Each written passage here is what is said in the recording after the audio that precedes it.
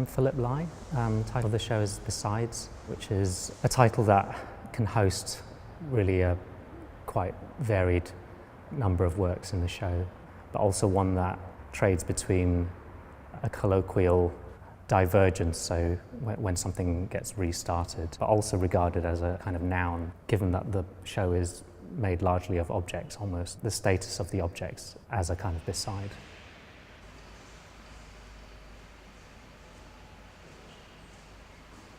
In this show, I suppose there's a lot more emphasis on the object than some of my previous shows. And so in fact, one of the key objects in it, which is made by another person, has sort of quite an interestingly remote relationship to me, because I made drawings for it, which is sort of very kind of rare in my process. But all the while having a real interest in the very physical process that actually constructs the objects. So unlike a lot of my work, that physical process was not the involvement of my own body. In fact, this particular process, I'm referring to the metal spinning of some objects, actually involves manually using the weight of your own body against a spinning piece of metal with a tool that forms it into shape around a former. And really that kind of relationship of the single human body in relation to a machine through an industrial process, the kind of physicality of that interests me a lot. And then at least you have the lightness of that, so you can see. I think it's sort of a pretty straightforward object. I mean, it's, even though it's elevated, it's not, I don't think it's illusionistic.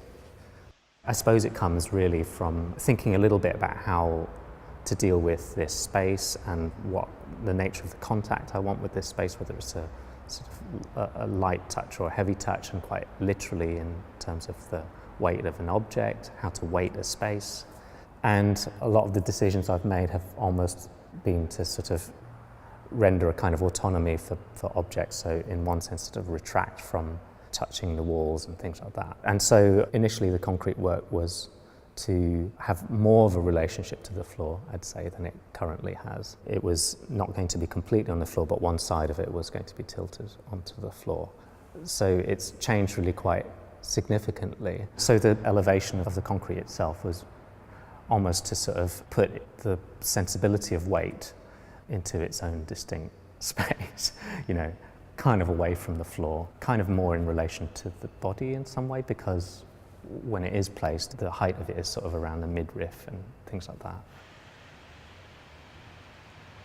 So the spinning object for me is quite an important motif, I think, because, not least in this show, there's kind of lots of ideas around sort of mobility and fixity and stasis and ideas of place and things like that. So the spinning object or the spun object somehow has that kind of question embedded in it. But in fact, the conception of this show was partly derived from previous shows through understanding of this almost being a kind of spun out moment, a moment when the debris of that kind of energy is left.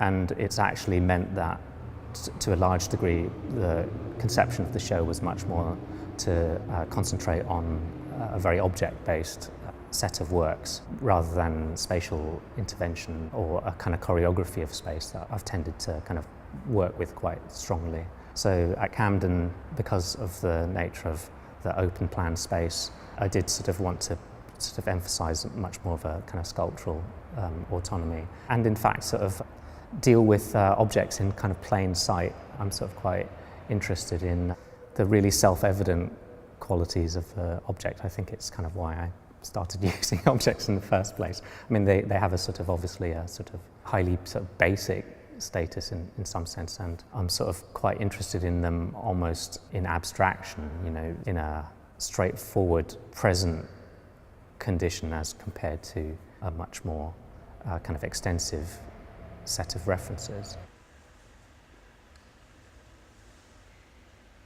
The idea of plain sight for me is also sort of, it's not an end point, I think, for how the object exists. I think what I'm quite interested in doing is discovering the complexity of that encounter and discovering the way in which it's nuanced by all kinds of visual sensibilities, I suppose. So quite often there's a sort of offhand quality to the work, which is partly, it derives from some of the kind of incidental processes of making, but they're also there sort of almost as sort of triggers, you know, things that sort of lull you into a moment of thinking that something is kind of familiar. But in fact, there's this real sort of imaginative flip that happens quite quickly, I think, and is quite playful but also sort of agitating.